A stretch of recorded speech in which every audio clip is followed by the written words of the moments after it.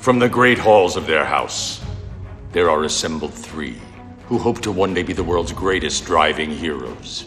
Created from the cosmic legends of the universe comes our team captain, the Vision, Bill Fisher, and their soon-to-be Wonder Woman, Vicky Fisher, and our Captain Marvel and head flight trainee, Jennifer Scripchuk. Their mission: to fight injustice, share what is right and wrong, to get you out of your house and come out racing with them and serve all mankind. They are the Garage Heroes in Training Team.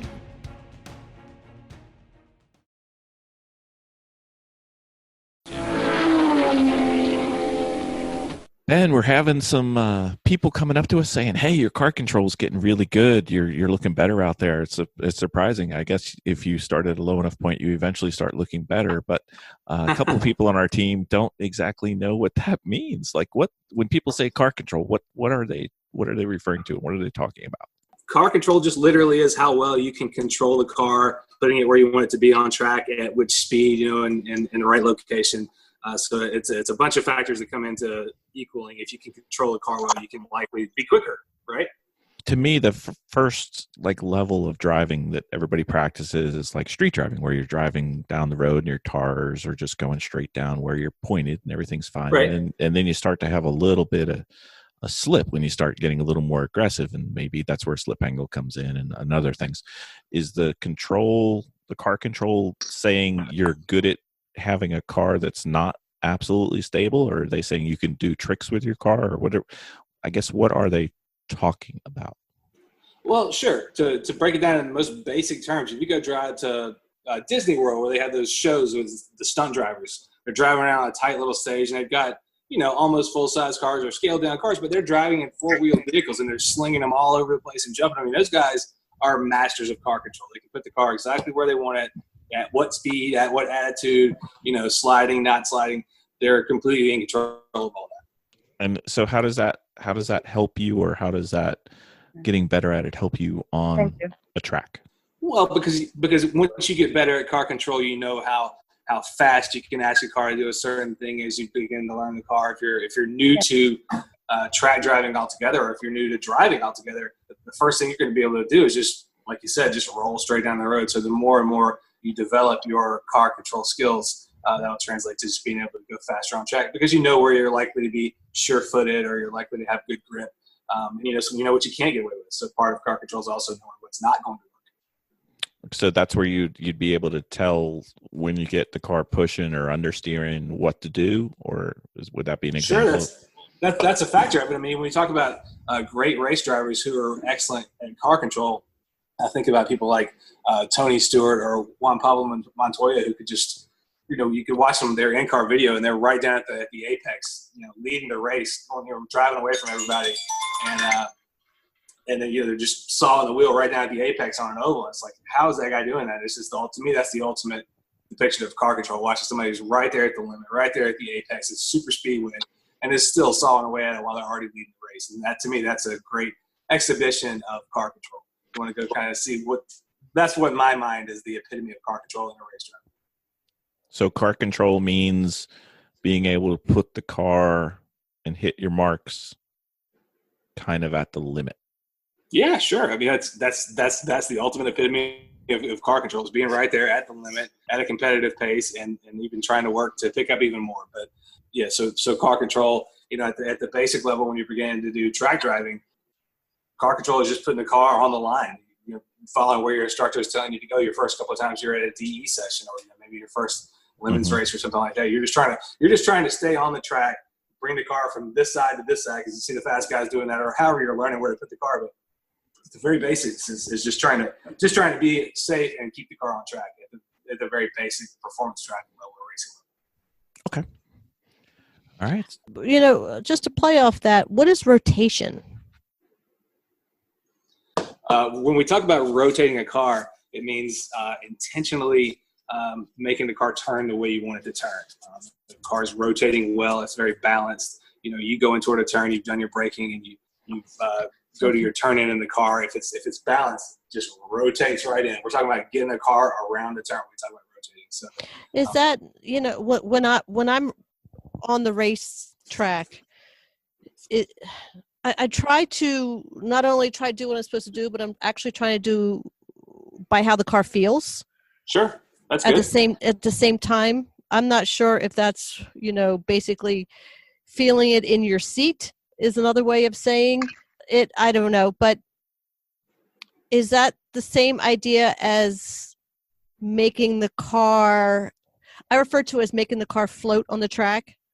Is where the car isn't jerky. It just kind of goes in and comes out at an apex where it doesn't feel like the car is overly stressed, which to me makes it feels like I've hit that apex or that particular turn properly if the car doesn't feel stressed in and out of it. So I think I'm not explaining it well. no, you're explaining it well, and I think this is the next step in your racing skill. So if we go back to when we were at Road Atlanta, Right. and you were driving the race truck, when Right. you were coming into 10A, 10B, which is a big left-hander, right-hander, Right. at top speed on a really long runway, Mm-hmm. straightaway, the car would step out on you. The back Right. end would go out. Right. What? And then it would step back in, and you eventually got comfortable with that. If you think of it, if you're trying to turn to 90 degrees and you can get the back end to kick out a little bit controllably, the car is rotating to help you complete the turn without. So when you're saying you want the car to be smooth, you're still driving with all four wheels without slipping at all. Okay, maybe that's it. Let me pop in with a distinction though, because what you're saying is that truck had a tendency to maybe get a little tail happy, so it would over rotate to help you get through the turn. Is that what you're saying? So we're talking about a rotation just being when you hear people at track going, I got to get this thing to rotate. It's probably that the front wheels are plowing or the vehicle's pushing, and it's not snapping around the corner the way they want. So if somebody's complaining about rotation, it's probably that they're talking about an unbalanced car. And what you're talking about when the tail is a little bit over rotating is, to me, the happier of the two scenarios, but it's still not ideal rotation if you're having to rely on over rotation just to get the angle you need to get through the rest of the turn. So you're still kind of gaming the system, but rotation in track terms is just the way the car works its way around the corner. So if it's not rotating well, it's likely that it's pushing. Other factors that could contribute to a car not rotating as well as you want could just be maybe the driver doesn't understand a decreasing radius corner works or something like that. Maybe it could be a lack of understanding or just seat time from the driver that makes the car not rotate the way you want to. So there's plenty of things that go into rotation: the brake release, trail braking, the way the car handles, the way you have your springs, what springs you're running, the way your sway bars are set up, air pressure, all those things come into play a function into the way a car does or doesn't rotate.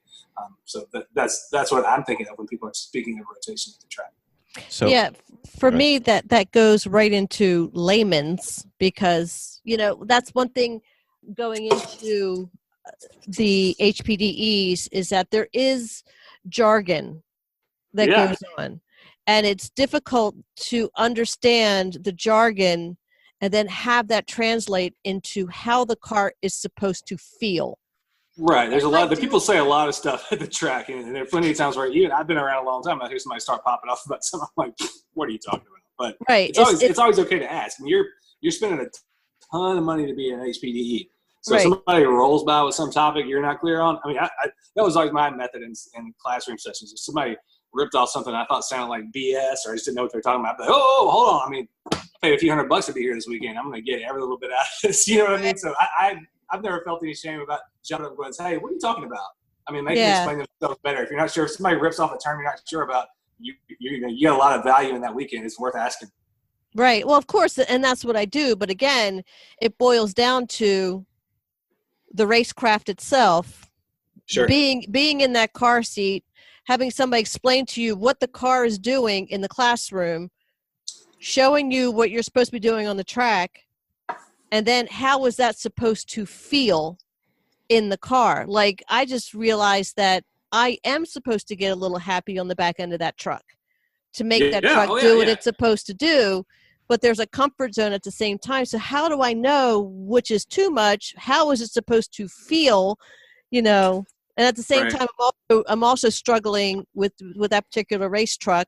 Anybody that drives that race truck is because you start off with a full tank of gas, and we have a large tank in that thing. And the more, I as know where you it is. race, and it starts lightening up, so does that back end. So Yeah. yeah. So trying to understand in the rotation, how is a car supposed to feel on a track?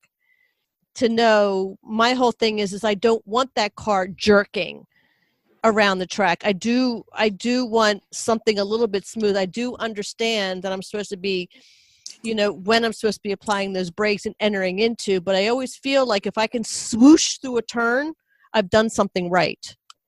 When you say swoosh through a turn, what sensations you're experiencing? Like not a lot of conflict with the thing. It just feels like it's pretty fast and there wasn't any kind of upset. Yeah. Is it like carving a ski turn As opposed to sliding through a ski turn? Yeah. I don't understand. Hold on. Explain that again, your terminology. It was supposed to be cutting a ski turn? Carving. Like when you dig your edges in. Yeah. Yes. Something like carving. When two skis are off and they're kind of cutting in. Here we are talking to the guy from North Carolina and California about skiing.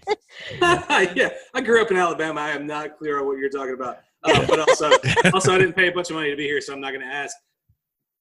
Yeah, I mean, it sounds like you got a comfort zone where, at least with that race vehicle, it's like, all right, here's what sort of works. But what I would want to know is that truck, when it was sliding out or not behaving the way you wanted it, what different approaches did you try before you settled into like what you felt was a comfortable approach that didn't give you a lot of back sass?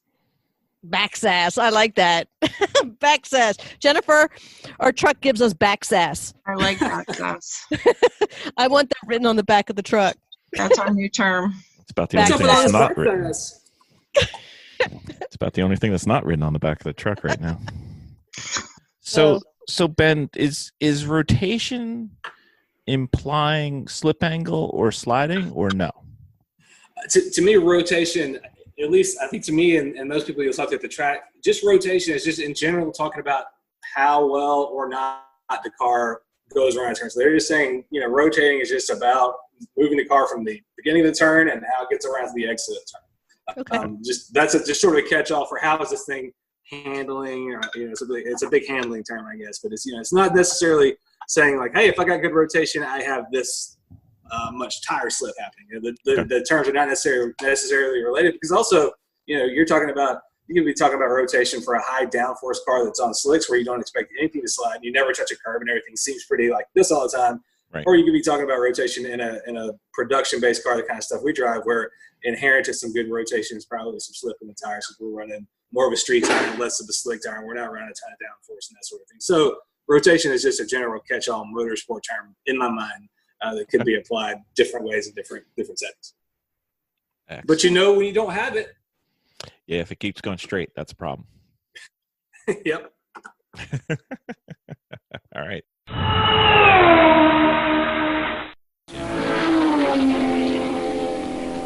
Ben, I went over to the Six Flags place. I went on this thing called a roller coaster. It coasts a lot, but I keep hearing never coast on a racetrack. Never, ever, ever coast on a racetrack.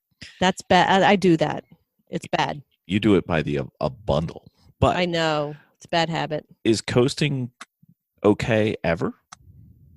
Not if you're trying to be fast and do things like lead or win races.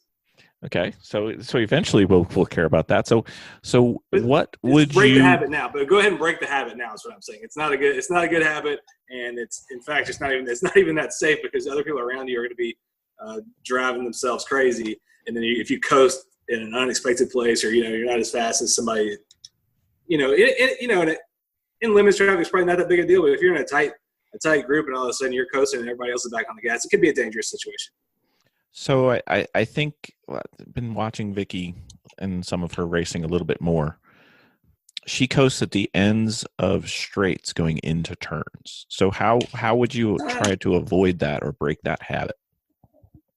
Why do you do that? Do you know? Is it just to give yourself a little bit of a hedge going into where you find your brake zone?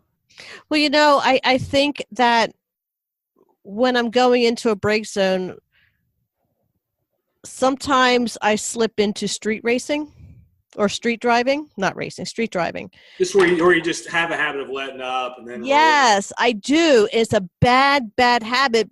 Also because the distancing in my brake zone is uncomfortable Inconsistent. at a high speed, being consistent. Like You going mean in there, it is judge- not comfortable for me to go in there and trust that truck as fast as I'm supposed to be going. So I have a habit of letting off early for some reason. I guess because it's a street habit, and I guess it is pacing myself to really kind of hit the brakes. Yeah, I'm not you sure have to if kill. people used to do that. You got to kill your street driver at the track. Your street driver can't get in a race car. Yeah. But yeah, so your answer though, when I'm asking about why you do it, is really sort of a hedge, just to make sure everything's going to go where it's supposed to, and you give yourself time to ease in the brakes, make sure they're going to be there. When I was growing up, my dad's quote when he was trying to teach me how to drive when I was 15 was always, "You trust your brakes too much." Hold on, I'm under fire. Yeah. So We're Hold having, on, I'm going the to. bunker. I'm we have fireworks going on for unknown reason tonight, Oh, that's cool. which trying is to find helpful. mute. Helpful for a podcast. I'm trying to find mute. Okay. But to answer more of your question, when I was growing up and learning how to drive, the thing my dad would always yell at me from the passenger seat was, you trust your brakes too much. But it's pretty essential to learn where you need to brake. And so you got to learn to trust the car. When I first started racing, I was in karts, oval track karts, and we never touched the brakes until we came off. But I had to learn how to trust the slick tires. I was racing slick tires on clay. And I had to learn, I could see these other guys going flat out or nearly flat out through the turns, but I was still like letting way off and rolling through the turns because I just couldn't trust that tire was going to carry me in that go-kart without sliding us right off the track and into the hay bale. Like, I just can't do it. But eventually, it took a little bit of time, and I just had to think, all right, I got to just mat it through this turn. I just had to learn to drive the whole track flat out. But it's a reach getting where you can trust a race vehicle, and a big part of that with road racing is, can I trust these brakes? But you gotta trust your brakes. I don't know. I don't think I've had one brake failure, but it's because we were running AutoZone brake pads at the women's race, and that's absolutely what's going to happen when you run the last pad. So with the time I had a brake failure, it was on us, and I knew it was going to happen. Yeah, ours kept catching fire. Different So story. Different reason. okay, yeah. So But don't so if post. So if you're going straight down a straightaway and let's say it's a 90-degree turn, you're going to make a right-hand turn. So you're going to be all the way on the left-hand side of the track. Let's just pretend like basics 101. What do you do?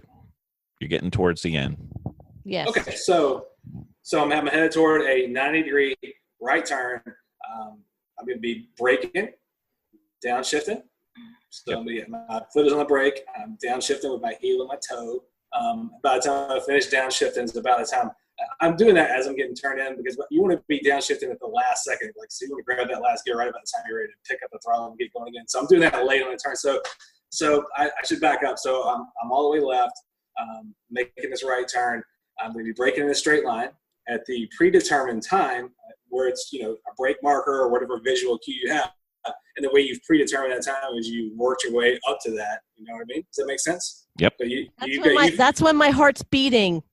Okay, so the most. So this is a good time. This is a good time for you to take note of what other drivers around you can get away with. Like, to me, like, once I got an instructor out of my car and I was like off doing like advanced HPDE kind of driving, and on into racing and other stuff like that, or time trials too, for sure. Time trial. I did that for a couple years. If you're not getting the speed you need, or you're not comfortable with some part of the track, I would just go to school watching some other guy. Some guy passed me in a car that I was like, I ought to be able to keep up with that guy. I would at least try to, throw a grappling hook to their back bumper for a lap or two, so I could see, what parts of the track they were. How did they catch me and pass me? You know what I mean? So, and part of that is like, oh crap, I could, watch this guy at the top of this. He brakes for like half a second. I realized I was braking for like a second. You know what I mean? So a lot of the stuff that you need to build up your comfort zone can be easily attained just from watching other people in similar vehicles. I know it's tough in the racetrack. That's a tough comparison to make. But if you guys are out there racing your E36, there will be plenty of cars that you should be able to look at as a sort of benchmark. Like, okay, that's a pretty quick team. They're doing pretty good. So they're getting away with this. I know we're running the same style. You know what I mean? You make little comparisons in your mind. Like, I know we're running race brakes, we're running the same tires, that kind of thing. So that's kind of one of the ways I sort of cheat the system to get quicker is just see what everybody else can kind of get away with and then give it a shot or work my way up to what I see them doing. Are these considered, these are the micro decisions that you make to get yourself faster on the track? Yeah, I mean, to me, there's you're just so many. always, You know what? Hopping on the racetrack, it just seems easy. You go out there and you just drive, but it's amazing how many little tiny decisions that you make when you're on the track. Well, and right. Having it all come together. When you've done a lap correctly. That's why you go to HPDEs, though. Right. That's literally the truth. Is I was gonna say I had done HPDE for almost 10 years, HPDE and instructing for almost 10 years before, just because I didn't have enough money to race and that was a cheap way to get to the track at the time. I would have loved to have been racing that whole time, but a side benefit of doing all that HPDE time was that when I got to racing, I had all that stuff down, like all the, just where do I put the car on track? Where do I brake? How do I drive offline? All that stuff was already muscle memory for me before I ever went to compete. So it's definitely a leg up to get into this kind of racing after you've done a bunch of HPDE driving. So let's go back and let's pretend we're at a typical turn. We're going yeah, totally didn't answer that question. We're going straight. Yep. We're full throttle, foot to the floor. What do we do? Like, what should we do? What should somebody do? All right, so you're full throttle, foot to the floor. You reach the place where you've decided you're going to brake. You take your foot off the throttle. You're probably going to be shifting gears. So in this case, I'm using my right foot to do most of the brakes. So we're on the brakes now. Right. Everybody with me? Yep, I'm with you. So we're on our brake. We're in the brake zone on the way into this 90-degree right-hand corner. Now it's time to start thinking about where we're going to turn in. Hopefully you've already got it sort of a place where you're like, all right, I brake here and sort of this is where I start my turn in. So you want to start your turn in as you're probably coming off the brakes. If you're new to this, you might be trail braking a little bit into it, but you want to release the brakes as you start to turn in, sort of proportionally as you're releasing the brakes, you begin your turn in. This is what's going to take us. You want to turn in hopefully with a consistent arc, consistent radius that's going to take you straight down through the apex and give you the angle you need to come off of. Since it's a 90-degree turn, it's going to be a constant radius. So you want to hit one radius, it's going to just take you straight to the apex and straight to your turn exit. So when do you stop? If you're a beginner, you straight line brake. If you're going to trail brake, you come around a little bit, but you're off the brake. You're right. You're describing it right. Like if you're a beginner, it's likely that you're going to be going straight in, brake, come off the brake, roll in. But that's not necessarily the fastest approach for every turn. Right. So there might be a few where that's the best way. But yes, for the most part, that's what we're doing. And then we're turning the wheel and rolling into the apex. And then when do you get back on the gas? Well, if you're that beginner who slowed down so much that you could just come off the brake and turn in, you're probably going to be getting back on the gas then. But yeah, there's no coasting. So your braking and your turning all have to be tied to what you're doing with your feet. So if I'm going in there, like my ideal is I always want to be back on the gas as I'm headed to the apex. If I've done it right, I've gotten all my rotation done pretty early. It just means I might not be the fastest guy on the way in, but I'm getting all this stuff done so that I can be back on the gas because I'm used to driving a momentum car like a Miata or something like that. So anything you can do to extend your full throttle time or your straightaway without too much of a payoff in rotation, you go ahead and do that. So that's always my mindset. So what you're asking is you're getting in there, you're getting turned in, you're coming off the brake. The answer to me is you're getting back on the throttle to some degree. Depending on what you're driving. If you're driving a 500 horsepower Mustang, it's not like you can get turned in and just mat the gas again. But if you're driving the Miata that I owned for 13 years, the throttle is a switch. I mean, as soon as my foot is off the brake, bam, I'm 100% back on the throttle. Okay. And if you gotta fight it, if you come off and you can't fight it so much, you gotta let off the throttle. If you can't fully commit to the throttle as you come out, I mean, whether it's progressive, whether you gotta progress to full throttle with a higher horsepower car, or probably it's like a switch. But once you get the full throttle, there should be no getting back out of it. And I know this is not necessarily the coasting conversation, but that's just something. We're getting there though. So you want to have a constant arc, and by the time you get back on the throttle, it it should be seamless. It should be a progression to full and staying full. There should never be any pedaling or coming back off the pedal. If you've done that, the next time around, you just want to try something different that's going to hopefully give you the result you want. But there's always another lap. There's always a chance to try to move your brake zone a little bit, back it all up and try turning a little early. There's always different stuff that you can try. So that's my recommendation. So if it's a really long turn, let's say it's 180 degree plus or 180 or more, like carousel or something, would you do your turn in and then through the turn have like what they call maintenance throttle, which is enough throttle to keep your speed approximately the same? Is that okay, or is that different? Is that coasting of another word? That's not really coasting.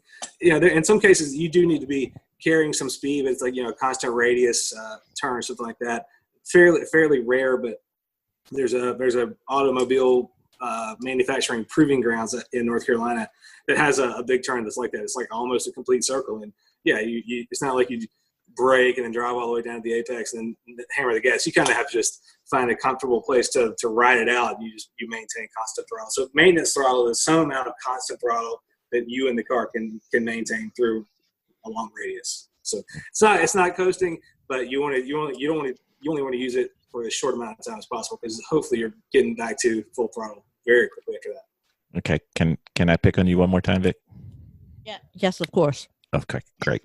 So if I'm at Road Atlanta and I'm watching Vicky's video, if you go down to turn 6, which is a right-hand 90-degree turn, and then there's a short little straightaway, and then there's a little bit, I think it's a little bit more than 90-degree turn 7, she coasts between 6 and 7, and I kept saying you need to give as quick as you can, as much as you can, full throttle in between, as opposed to coasting. Yeah. Am I close to right? I mean, depending on what you're driving, you barely even let off for 6. But 6 is so you should definitely be using that as a little straightaway. I mean, I can't tell you, when I race at Road Atlanta, I pull a bunch of passes between 6 and 7. So if you're coasting, I'm passing, which is it may be okay, but also you do that, there's definitely a shark in the water who's going to eat your lunch. So Vicky, you're a tadpole. Yes. Okay. No I'm coasting. I'm coasting. learning. Hey, can you do that? But I should say, I mean, the no coasting ideal isn't ideal. It's something you work up to. It's not like, I don't know what day I achieved the no coasting goal, but I mean, it wasn't something I noticed overnight, but it was always an ideal that I needed to work up to, where we're not just stalling out on the throttle or wasting time. Because if you're not either braking or accelerating, you're just wasting time. So Jennifer, how are you on coasting? I haven't seen any video of you yet, and it's hard The to. only time I coast is into the grass. That's a good choice. It's not intentional coasting. Okay. It's not the first choice. It's not the first arrow. Okay. All right. So for those at home, coasting, Six Flags, okay. Racetrack, no bueno. That's right. Leave your street driver at home. Okay. No more street driving on the track. And Vicky, you don't only drive the truck, you can drive the Miata too. So you should only be accelerating or on the brake, right? Or maintenance throttle. And in some pretty rare cases, the turn is long enough where you got to kind of roll a little bit of throttle until you can, until it opens back up enough that you can get back to full throttle. But I'd say that's not something to train for. Like the main thing to always be training your brain for is, I don't coast. I'm either braking or I'm accelerating. Turns happen in the middle of some of that, but you got to figure that out. But you got to be turning during some of that. But I think the two, I kind of separate the two ideas. Turns are just an inconvenience to me. But they're where we make up the speed on everybody else, because if it was one big straightaway, we'd all be about the same. That's right. Yeah. No more coasting, people. Thank you, Ben. Thank you.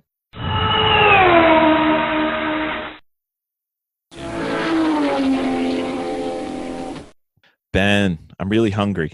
I really, really want some stuff. I want some stuff with Old Bay. I want some crabs with Old Bay. However, I'm on the track, and I'm really not supposed to be crabbing. Is that true? Okay. What's crabbing? What's crabbing? Well, it was one of the habits that I had. So what it was, or at least the way it was interpreted to me, was if you're going down the straightaway and you're going to make a right-hand turn, you should be all the way to the left.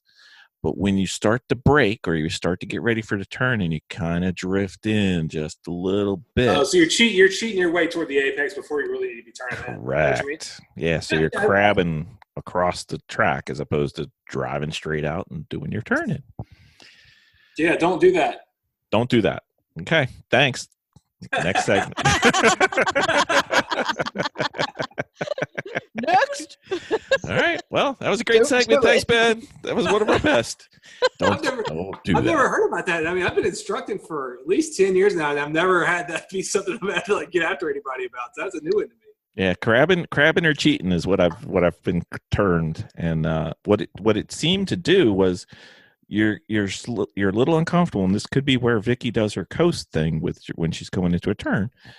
Is you're a little uncomfortable with the speed you're carrying in, and you're not quite sure you're going to make the turn. So if you start doing it a little early, you got more time, and actually you're making things a whole lot worse. Yeah, I understand the impetus. I understand, like, as soon as you start describing it, I was like, oh, I know what he's doing. But, yeah, don't do that. So the good news, I went to my last HPDE, and I had several different things that I was trying to do. And one was do not crab, and one was do not turn in early, because I have a tendency to do early apex, which makes for a mess on the way out. Do you do you do those also, or just to make sure I get it in, just to get it done? No, it's too much street driving, I think, and trying to do that. So what I concentrated on was late turn in to a late apex.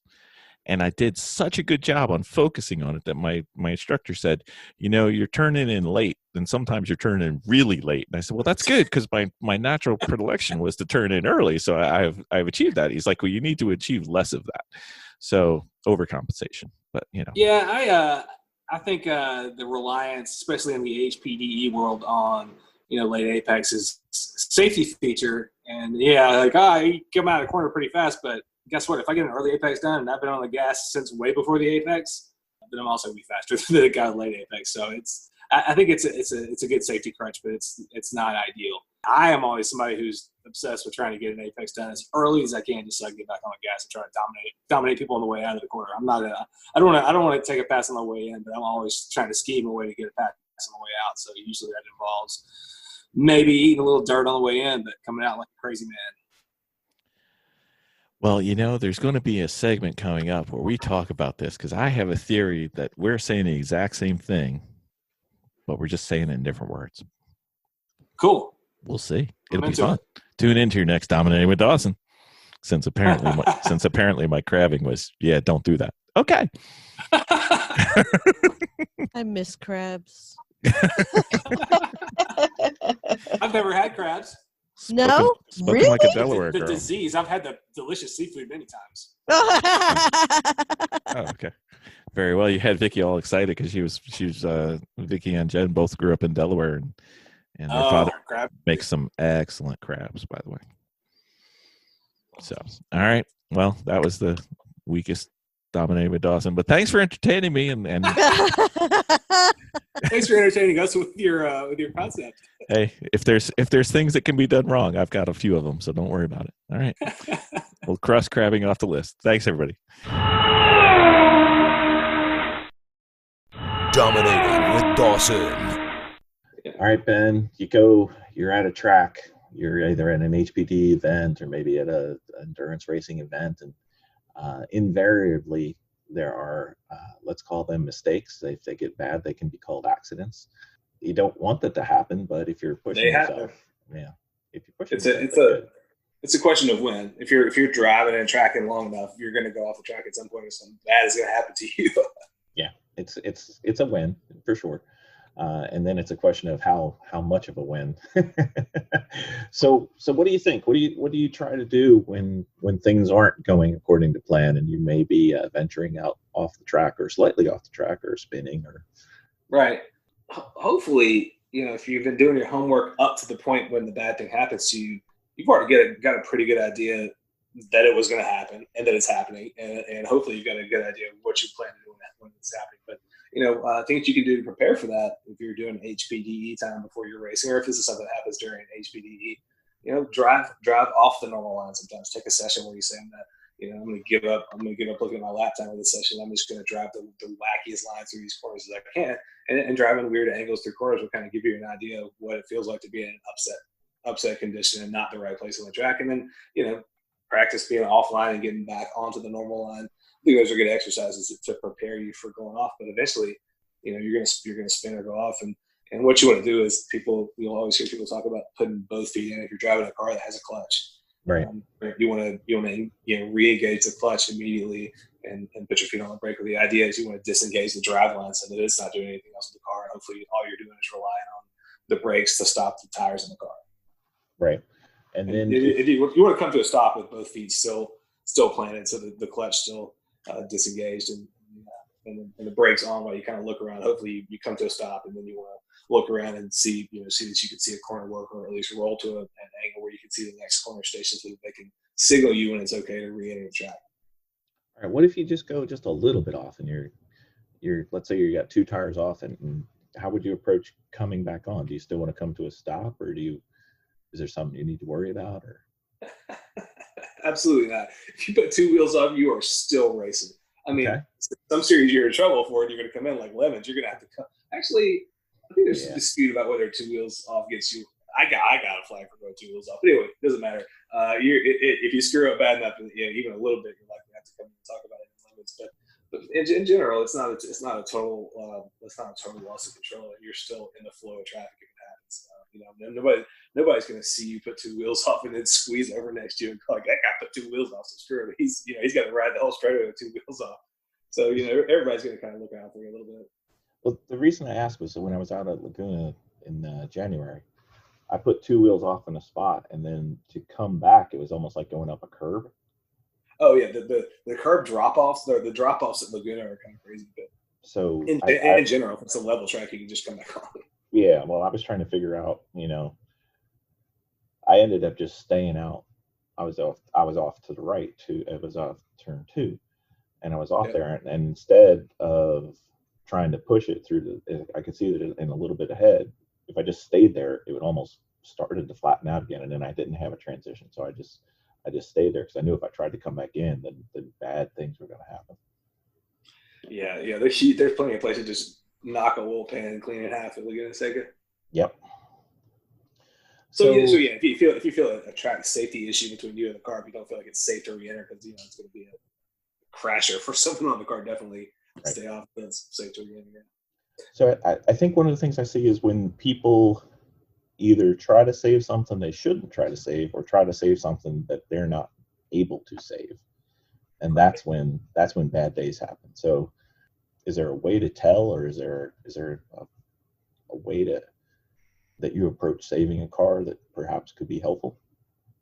Gosh, at least from my standpoint, you needed to have had a 3/4-ton Chevrolet pickup truck with a retired dirt track racing engine in it and 3 on the floor. And you had to have been driving down dirt roads in Alabama going about 100 miles an hour on wet dirt roads and then having to catch it and not die. That's how I learned. That's a good way. Everybody doesn't. It's cheap track time then. It was. Everybody has to develop their butt dyno in a certain way. But at least that was my teenage experience for starting to learn how to catch a slide and realizing like, oh, I'm in trouble. Realizing like, hey, if I don't get this, I'm going to die out here. So it was kind of dire, but yeah, we were screwing around, doing stuff that could have killed us on dirt roads. That's kind of how I picked up early car control stuff. But yeah, when you feel an upset condition coming, when you watch a video of a really good race car driver, go watch go to YouTube right now and search Sandro, Sandro, last name Espinosa, Espinosa.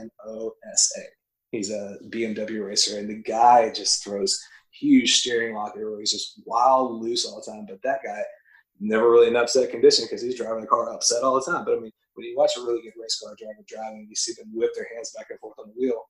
That's something that they felt coming through their butt dyno. They're like, oh, here comes something. I'm gonna whip the wheel back and forth, and I'm gonna catch it before it becomes a problem. Every time you see somebody sawing at the wheel, that's a wreck that they're not letting happen. Does that make sense? Yep, it does.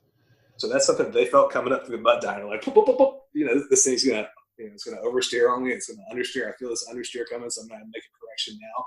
Yep. So a lot of good race driving is just being proactive and having a good sense for what's coming. Because a lot of times it's like, hey, I'm gonna try for another couple miles an hour through here, and if it doesn't work, here's what's likely to happen. And then sometimes you get it, sometimes you go through it like, boop, boop, boop.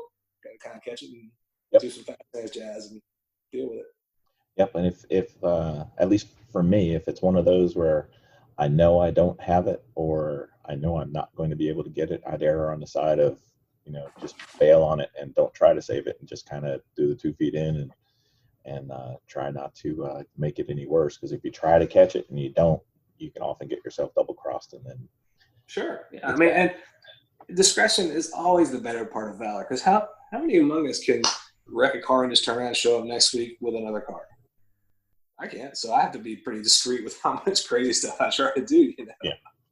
Yeah. But also I have a pretty well developed butt dyno, so I get to try more stuff than most people do, and I get a chance to fix it.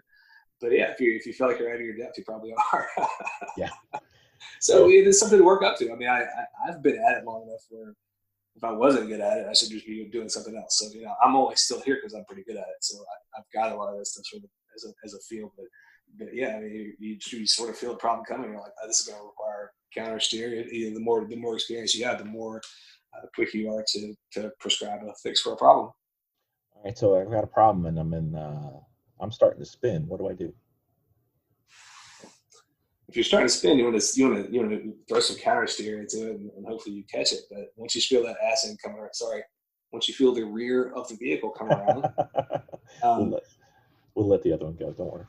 All right. So anyway, once you feel like it's too late and you're not going to catch it, that is when you want to go ahead and get on the brake and re-engage the clutch pedal just to disengage the drive line. So then you're just going to have to kind of wait and see where you come in. If you have your wits about you, you're smart. You can kind of try to, as you're spinning, sort of kind of keep up with the spin, so that your wheels aren't, so that your front wheels aren't likely to dig in the grass and flip you over. So you can definitely actively kind of steer with the spin as it's happening, sort of just to keep the tires going. Once the spin's happening, keep the tires going with the direction the spin is. Hopefully, you're going to come to a stop. But there is some proactive driving stuff you can do once you're in the spin that can maybe keep you on the tires and not on your lid. But yeah, in general, you just want to be calm and ride it out. Hopefully you're wearing a helmet and maybe you got a cage, so it's probably not the end of the world. You're just going to look like a dumbbell. Yeah. Is there any difference in what you do when you're driving a front wheel drive or rear wheel drive, or is it all the steering wheel that is really doing it? At least in my mind, by the time the bad stuff is happening, you're just relying on the brakes, which is in any car you're relying on mostly the front brakes, because every car's got bigger front brakes than rears pretty much. But for the most part, once the spin is happening, you're just at the mercy of the brakes and the condition of whatever you're spinning through. All right, we've got nothing springs to mind as far as trying to do something different in the front wheel drive to catch it. All right. Did you have something in mind? Yeah. Well, no. I was going to say we've gotten to a point where it's over. It's going to be a big hit. Right. What do you do?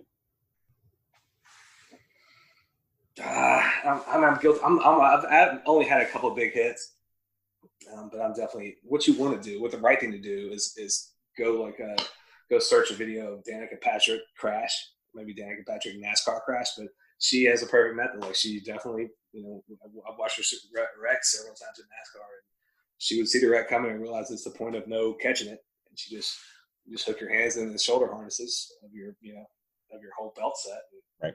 Let go of the wheel, because the wheel can really mess your hands up. Once the wheel starts spinning out of your control, the wheel is spinning back and forth. You mess your hands up, break. Everybody says you can break your thumbs. I've never heard that actually happen, but you're not going to do anything helpful by holding the wheel. So the best thing you do is brace yourself for the impact that's coming. So a great thing to do is just grab onto your shoulder harnesses as much as you can and just hope for the best. Yeah. Right. Yeah.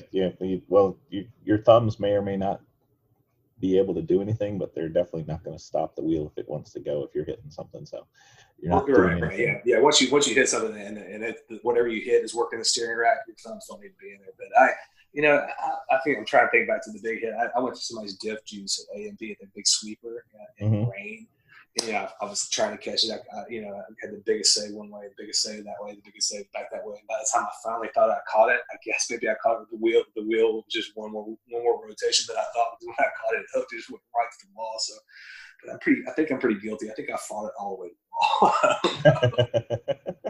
Wow. Because the whole time I'm thinking, I'm buying a race car. So I'm sure my cheap ass was just fighting it the whole way.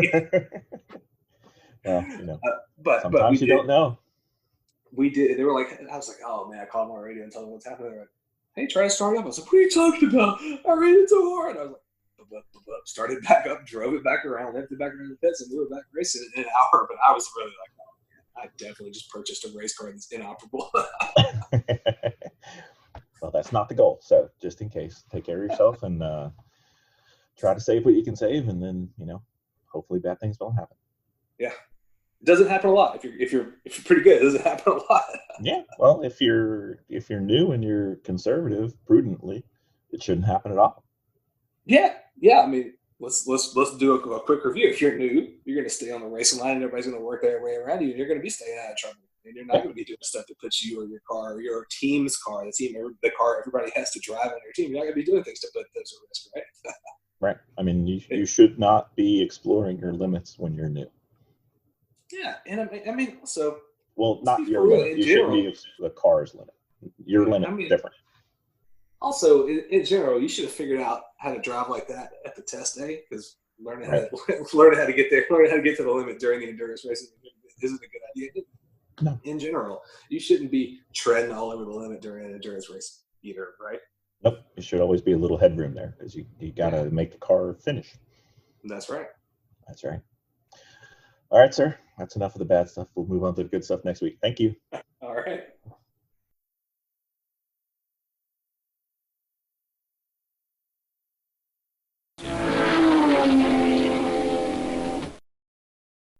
Dominating with Dawson. Ben, you're back again. I don't know why you're putting up with us for this much, but we do appreciate it. We've got front-wheel drive, rear-wheel drive, and roll-wheel drive cars. And a lot of people are asking, what type of alignment they should be using. I'm guessing mostly toe and camber is what they're concerned about. But is there any kind of generic, start here and work your way around, or is there anything you could offer them? Yeah, I learned fairly early on sort of some generic setup approaches that people take that yield good results that you can sort of dial in from there. Something that's going to set you up that's a much better alignment than stock or what you get at an alignment shop that will get you pointed in the right direction. This may be wrong. Everybody listening might have a fully different opinion, but this has worked for me several different cars and been a good place to start. Well, this to me, I think we're targeting the people who don't even know enough to have an opinion yet, and they're just trying to get something onto the track. So if you've got a different opinion, go with that. You can go ahead and miss me with your opinions and just hear this and move on if you don't like it. Right. But what I've typically done is setting the front toe, and always as you're making alignment change, there's plenty of tech talk about this, but toe is the thing that you set to last. So it's the last thing you set because it's something that can change with other things you're changing. The toe will change too. So set your toe very last. But I typically like to do about an 1/8 inch out, toe out. So that is the front of the tires pointing away from the vehicle. Does that make sense? On the front tires. Yeah. Yeah. So on the front, I like to have about an 1/8 of toe out. You want to run as much negative camber on the front as you can. So you want the tops tilted in. Top of the tires tilted in toward the engine. 3 degrees is what I hear a lot. The 3 degrees is great. I mean, my old Miata had never been wrecked. I don't know what was wrong with it, but I mean, I would be lucky to get like 2 degrees in the front until there were a couple things that rule changes would spec me out. I kind of always followed the spec me out rule with that car just to be able to sell it. So as much as you can. As much as you can get typically. But, I'm sure there's a too much point. Like you watch it, there's some cars in the track. If you go to a NASA event, you look at some of the people that race Mustangs, and you're like, I can't understand how they can run that much camber. It seems like a ton. Like the outside edge of the tire is sitting up off the track and so much camber. So it just depends. Yeah, typically if you can get about 3 degrees of camber, it's going to help the way the car handles a whole lot. Right. In the back, I like to do about a 16th of toe in the back. And the toe change is just helping the toe in the back is a little bit for stability. The eighth of toe out in the front helps the car turn in a little bit better. Uh-huh. And the 16th of toe in the back just sort of helps you with your stability a little bit. And in the back, as far as camber, if you can get 2.5 degrees is typically about all you want. It just depends on the car. The main way to test how your alignment is working is to bring the car in from a hot session, measure your tire temperatures, see what parts of the tire are getting hot, and sort of work from there. Read a book, but that's looking at your tire temperatures, looking at how far the tire is rolling over. So you might want to mark the sidewall just to see how far the tire is rolling over. Right. That's going to help you and that's also dependent on your air pressure. But there's several different things you can work with along with your alignment just to get your car set up. But that's a good place to start. That's worked for me. And also, you want to max out your kingpin angle. Do you know what I'm talking about? The caster. Caster, yeah. So you want to rock the bottom of that tire as far to the front of the vehicle as you can. That's positive caster. So you want to max out your positive casters. In my experience, yeah.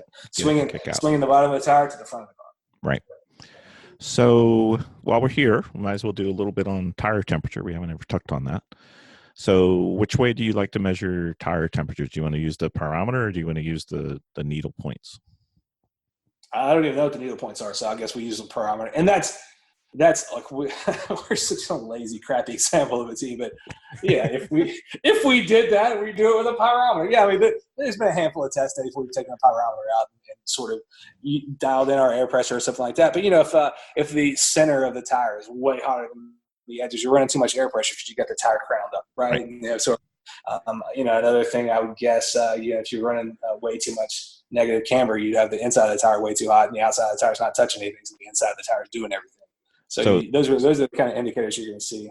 So the goal would be to have uniform temperature left to right across. Yeah, that's what you're hoping for. I think. I mean, after listening to Rob Kreider's episode where he's talking about all the stuff you do to make front wheel drive cars work, it sounds like there's a lot of compromise there. But with the kind of stuff we race, like BMWs, front wheel drive, rear engine, pretty well balanced cars, you can aspire to some pretty well balanced stuff, and that'd be crazy. Yeah. So you want to keep the inside, the middle, and the outside of the tire even, and you want it ideally to be even left driver's side to passenger side. Yeah. Ideally, you may. I would guess that you might have a track that's a right turn track. Your left front tire might be a little warmer than your right rear. You know what I mean? Well, as close as possible. Right, as close as possible. They may not all match, but just be aware of what the track is doing to your vehicle when you're trying to take into account what's happening. Like, oh, this left front's going crazy. Like, yeah, you're driving a front wheel drive. For example, if you're driving a front wheel drive car around road Atlanta, that left front tire is doing the lion's share of the work on the car. So it may react to all this stuff differently than the tires on the right side. Right, and then suppose you are early in your career and you don't have a pyrometer and you don't have your thermocouple. I've seen people either put a little chalk or put a little shoe polish or just look at it's an autocross thing too. I see a lot of autocross guys do that just to see how far the sidewall is rolling over, right? Right. And what are they looking at? I've never done it, so I don't know. Okay, so what they're looking at. Typical Dawson answer. There you go. I just go really fast. Get out of my way. That's just haul ass. I don't know what's going on here. If you're not rolling over a little bit to like where there's usually a line around the outside of the tire. I don't know what it's called. There's usually like a set of lines. Like there's one where you want to touch, but there's one that's too much or something, right? And if you're not touching it at all, you got too much pressure. And if you're touching or going way past, then you're too low of pressure. And right. Or it just may mean that your car's not rotating well enough to get you in there. That may be indicative of several different things that are several different symptoms that are leading you to not have the speed you need to turns. Yep. So that's kind of the old school cheap way in case you don't have your toys. But if you can find somebody in the paddock who's got one, it's always good, especially on Fridays when you're doing testing. So yeah. If you get your basic alignment set and you're able to fine tune the tire temperatures with air pressure, that's a pretty good place to be, right? Absolutely. If you get the alignment set where everything feels good coming in and out of the corner, then and you're not seeing anything crazy as far as tire temperatures or any other adverse effects. If you feel like you got that alignment dialed in where everybody's able to drive the car pretty well on the team, then you can fine tune stuff with air pressure. And that's a great place to be. Like, I mean, if I'm left alone to set up a race car that we all have to drive, I'm going to set it up way too loose and everybody else is going to be miserable. So you have to find a happy medium. But once you got it pretty comfortable for everybody, it should be manageable on race day with air pressures. Absolutely. And then this not only will help you with speed, but it'll also help you with ease of handling and also minimize the wear of your tire. Absolutely. Yeah. If you got a bad alignment set up, you may be fast, but you also may have to change 4 left fronts before the race is over, which is also not productive because you're in the pits changing tires when you don't need to be. Or the ever sneaky, the inside of the tire is corded and you can't see it. And that's Gotcha. never good. Not good. It could be devastating. Yeah, Why am I laughing? hopefully you catch it, but yes. Right. All right. Very well, sir. Thank you. Yes, sir. Dominating with Dawson. Ben, I've heard of apex predators. I've heard of apexes on turns. What's an apex in racing? An apex is the geometric part of the turn that would make the best radius around the inside of the turn. So not around the outside, not completely around the inside, but coming from the outside to the inside, back to the outside, idealizing that radius. Does that make sense? So the innermost point on your turn, if it's on that arc, if you're setting up a perfect arc from outside to inside to outside, coming around a corner, then that point is probably apex. So, been to a few HPDEs, been warned, actually was demonstrated at the NASA Great Lakes that early apexing can be bad. Why is it? Well, if you do the early apex and you're still at speed, you can rapidly run out of exit. Right, run out of room on the way out? Yeah, and that's usually not the best. So did that happen to you, or did you watch somebody do it? Oh, we did drills. Oh, okay. So you had to go do it. Yeah, go do it and say, what did that feel like? That felt like junk. That's a great idea. Yeah. So we did geometric, early and late. And then they said, which one did you like? Did you find a prevalent predilection for one or the other? I tend to visually want to do a crab into a geometric. Okay. Gotcha. So if I'm going to do something wrong, I'm going to wander a little bit early, and then I'm going to go towards geometric to maybe early apex, where I really want to stay all the way wide and then go to a late apex. Especially as the turn gets tighter, I really want to go to a late apex then. At least that's what I want to do. Now, whether I can get my body and my eyes to line up with that, it's too much riding on the road, because you can't do early apexing on the entrance ramp as much as you want to, because the lane's only so wide. So. It sounds like you have an approach that, at least in your mind as you're doing it, you sort of have a couple of hedges on the way. Like, I kind of hedge my bets, and if I have to bail out, here are my opportunities. And then you're committed. You got a full commitment point that you're stuck at, right? Well, you got to realize most of my racing so far has been lemons, so the odds on having an open turn are already slim. Right. So I'm used to going off angle. Which is one of the absolute best things about lemons. I love the concentration of traffic. You can learn so much about being a great race car driver running lemons just through the concentration of traffic. Yeah. I think typically when you're doing an early apex at our level, we're going to talk about trying to find the best place to apex a turn. It varies just based on the way the radius of the turn is. Some turns have an open radius, like is a parabolic turn one that would have just a constant radius all the way around, right? Circular. I think parabolic would be they have the decreasing radius and the increasing radius. And I shouldn't have brought that word parabolic up. I failed that class. Let's just go to just a constant radius, increasing or decreasing radius. I definitely failed that class. That hideous decreasing radius turn that nobody likes. Right. So if a turn has a radius that increases or it opens up, so you do your turn in point and you get to the apex, and then it opens up past that, then that's one that's usually going to have the apex is going to be sort of around to the earlier part of the corner, because the hard part is getting turned in to where the turn is tight. Right. And then once you hit the apex and the turn opens, you're going to have an earlier apex. A lot of times, if it's a decreasing radius turn, pardon my French, but one of the best examples of this is Bitch at VIR. If you're running the VIR South course where it turns off of the backstretch, that's a turn where you come in, so the radius decreases. So you're going to get your slowest point way at the back of the corner. That's a pretty slow point. Right. So, it's all the way around the back of the corner. So you're coming off a straightaway, and it's hard to tell how much speed to come to bleed off before you get turned in, because you're rolling at a ton of speed. So it's a big sweeper, really. A decreasing radius turn is a huge sweeper that you just have to keep slowing down for. And then so your apex is way around the back. So when you're talking about geometric reasons that you would have to take an early apex, that's the big one. Yeah, the big one up by us is the Octopus at NJMP Thunderbolt. It just, when you think it's done, it's not done yet. Yeah, if it's a decreasing radius, you're like, oh, I can get back on the gas. Nope, no, you can't. No. You don't get this. If you do that really magnifies the effect of trying to take an apex too early. So if you try to do that on a decreasing radius corner, like, bitch, you were just off the track. You just don't have enough. That one's an extreme example, but everything's a smaller or larger version of that. My own personal driving style is I would always like to. My ideal is I'm going to try to make an early apex work, just because I'm always thinking in the mode of being in a race traffic, and if I can get my rotation and apexing done earlier than the guys around me, then I'm going to get back to the gas sooner. So even if I don't have the ideal entry, even if I have it kind of forestalled, taking every bit of speed all the way I could to the apex, I'm going to get on it quicker and drive past them on the way out. I would much rather kind of wait around on the way in and then take people on the way out. So I will wait behind traffic and just to idealize my rotation and early application of throttle, just so that I can beat them all the way out. Because it's so much harder to try to pass people going to the corner, because they're always focused on, trying to turn and brake and not necessarily see you in there. They call it dive bombing, but a lot of times there's plenty of times where a fast driver can take other folks on the way in. It's just like, I'm not sure they're going to see me in there. So a lot of times discretion is the better part of valor, and it'll kind of force me to do my stuff a little earlier, just so I can hopefully be more successful on the way out. Does that make sense? Yeah, absolutely. I think I've got one example that just pops into my head every single time when somebody says about dive bombing, and it just, you could see it. It was going down the straightaway to a nice right-hander at the end of the straightaway, and the guy wasn't able to keep up.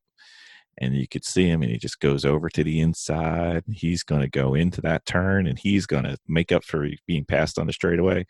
And you just see him go right off. Straight through, right? Yeah. It's like, you can't do it, dude. And you could just see it coming. Yeah, and there's plenty of times where a faster person is absolutely able to pull off a dive bomb as long as both cars are playing the game. Yeah. There's also plenty of times in amateur endurance racing traffic where I get up in there, or even the point where you start turning like side by side with the person. They start an aggressive turning. You can see how much they're turning in. You're like, oh, they don't know I'm here at all. And you just sort of, yeah. If you I'll left back yourself off. I always try to leave myself a little bit of margin, so I realize that's happening. I still have room, a little more brake or whatever that I can use to get back out of the way. I'm sorry, Bill. Oh, no worries. It's just you gotta be careful, because sometimes even though you think somebody can see, they may not. Right, and that's why I default to just trying to catch passes on the way out. Because this isn't sprint racing or anything like that. Am I going to pass this guy on this side of the corner or this side of the corner? It does not matter. Just do it safely. So that's my rationale for sort of always approaching and idealizing an early apex. You mean you can wait when you're in an endurance race? You don't have to force it every single time? Don't ask every person I've ever raced with, but I think patience in race traffic is pretty important, and it's something that I work to prioritize. It also saves your car. Yes, saves your money, saves your car. So, that's my approach. It's not everything I do on the racetrack is dictated by geometry. A lot of times it's dictated by my wallet. Yeah, absolutely. Exactly. So. Yeah, it's not necessary to use all of your brake pads on that one turn. You're allowed to use them over the course of the day or weekend, hopefully. So exactly. Think what's a good turn that demonstrates like a pretty perfect geometric apex in your mind? What do you think? I think maybe like turn 3 at VIR, turn 1 at Road Atlanta. Those are all ones where you pretty much want to just hit it right on the geometric apex. 1 at Atlanta. If you figure it out, 12's not a bad example. I knew you were coming to turn 12. So yeah, and at turn 5, there are plenty of turns that are. You think it's good? It's just that wall. I've seen so much carnage coming off of there. Yeah, I'll tell you, when your left side tires hit that outside curb coming out of turn 12 really hard, you're like, oh, I did it. That's not the reaction I had, but okay. Oh, yeah. We had to go to the laundry that night. So I've been to HPDEs, and several times they've had these little orange cones at the apex. Now, they weren't exactly where I thought the apex should be, but they were there. But in a race, I don't think they do that. Is there any way that you could tell what the track thinks the apex is, or somewhere to? I think don't they for a DE? Don't they sometimes put the apex cones sort of late, so that they sort of force you to do a little bit later apexes because they view it as safer. They seem to be later, or sometimes they're just there's. Maybe they got hit early, but they're not where I think a turn is, Yeah. I know. I never rely on those cones either because I always assume somebody has already hit them for me. So right. I assume they're not in the right place. I usually just try to use discretion. And, if I'm learning a new course, apex cones might be useful, but also I'm just going to try to feel my way around if try a turn that I think is going to be a geometric apex and it doesn't work right. If I try one that I think needs a late apex and it doesn't work, next lap around, I'm going to try it a little bit differently. So, I mean, because if you're learning a new track, it's unlikely that you're going to be in a competitive situation unless you're some sort of maniac like me. But yeah, so usually you've got time. You've got time to work on it and learn your way around the corner, apex cones present or not.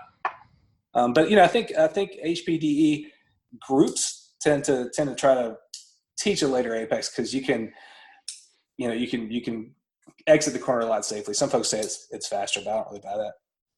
You got more room to exit, so you don't go. Yeah, long. I mean, I think you brought your apex way around the back of the corner, so you're really not trying to move through a bunch of real estate on the way out. Your car's already oriented the right way by the time you're apexing, so it's not a big struggle to fight the car up off the corner. If you I think I watched some video of Schumacher driving a journalist around in a road car around Fiorano or somewhere that they're doing their test tracks. Uh-huh. He was just early apexing everywhere, and it looked like it was like, oh, he's not going to make that corner here, just be and just so it's a little bit of work, it's a little bit of elbows up, but you can make an early apex work. You just have to know what you're getting into. Right. I did notice when I was out at Laguna Seca earlier this year, they have an apex curb. It's a reddish orange. Yeah, the red part. Yeah. That's actually pretty close to where I think the apexes should be, and I just never noticed that at any other tracks. I just didn't know if that was a build. That's a Laguna Seca thing. I've never seen it anywhere else either. But it was. I mean, the one time I raced there, I was just pounding those things. Yeah. Yeah, like you, I kind of hit the first few. I was like, okay, these seem like they're in the right spot. So yeah, those are pretty useful. If it's not off, it's not off by much. So right. All right. So I've got a turn. I've got my turn in point. I go around, I get into the inside, and I hit my apex. It's going to vary from turn to turn, but how do you go about thinking when to apply the gas? You know what I mean? Besides dyno. Yeah, that's what happened. I guess it's just as you become a more and more experienced driver, you get a feel for what you're going to be able to get away with, where you can be sure-footed with your car that you know, or the car that you're learning. But I mean, it's just trial and error. If you start too early, the car's going to kind of wiggle and go out of control, and you're going to have to come out of the throttle, right? Yep. I mean, you're going to know if it's wrong. You're going to know. Hopefully, you're going to know. So that, I mean, it's trial and error. But I am always looking to get back on the throttle as soon as I can in the process of a corner, and ideally, the way I do it, it's before the apex. I want to be full throttle driving across that apex just to give myself a little bit more straightaway. And sometimes it sacrifices a little bit on entry, but not usually, because usually I'm faster than the goobers next to me coming in or out, no matter what's going on. So I think I understand what you're saying, and I think it's going to lead to the next one. But if let's go through a thought experiment. If I'm cornering and I'm using my 100% of my grip, right? Mm-hmm. I can't go onto the gas until I start to unwind my wheel. Right. It's conditional. You can't just be braking like, I'm going to get back on it. It's time to go. Yeah. Everything has to be working in concert and in proportion. Just as you get faster and faster at swapping from one thing or the other, or blending between turning and braking, turning and throttle, that sort of thing all becomes more fluid. As you're starting out, it's a whole lot tougher to be managing all that and shifting and everything. So that's another reason why people are just like, hey, just bring, the HPDE line, I think, is just to bring that apex way around the back. So it's the kind of last thing you got to do is you've done everything else. You've shifted, you've done your braking, you've got the car rotated. Now go ahead and ease on into this apex.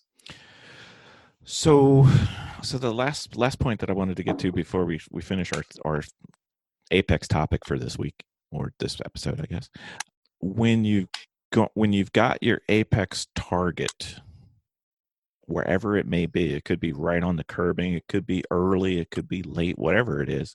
Right, but you know where you're going, right? You're hitting your target. It's not enough just to run over that spot on the track. You actually have to control the angle of the car on relative to the point. Right. The apex is only significant in terms of the arc that it's a part of, right? Right. So if you're deviating from that arc, or your arc is your arc also the arc and the speed, right? Sorry, I'm ignoring the speed. So yeah, you could hit the perfect arc, but if you're going 20 miles an hour, it doesn't matter. Yeah. So you have to force the car to stay on this arc with as much speed as you can manage. So right. that's the big part of it. And ideally, when you're generating this arc, you want to make one motion as you go in, as you're braking and pulling out of the brakes, trail braking, or just coming off the brakes, and as you turn the wheel in. Ideally, you're setting the wheel for your entire corner. You come back around, you're exiting, you still got this one angle. That's idealized. I mean, you're going to fight it a little bit, but what you want to do is you want to be managing the car and the weight transfer well enough and consistently enough that you can do that every time. So hitting it in proportion to your skill is important.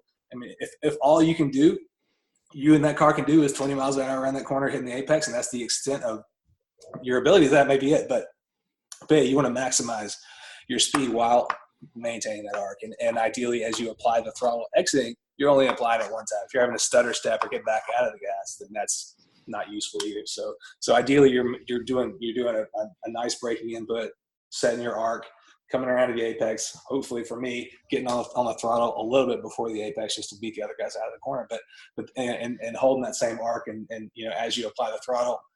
I'm used to cars where it's an on-off switch like a Miata, so I'm jumping fully back on that gas the second I can. But you might have to feather into it or ease into it. But yeah, you want to commit to full throttle and stay on it. No stutter step, no pedal fest. No flip. That's right.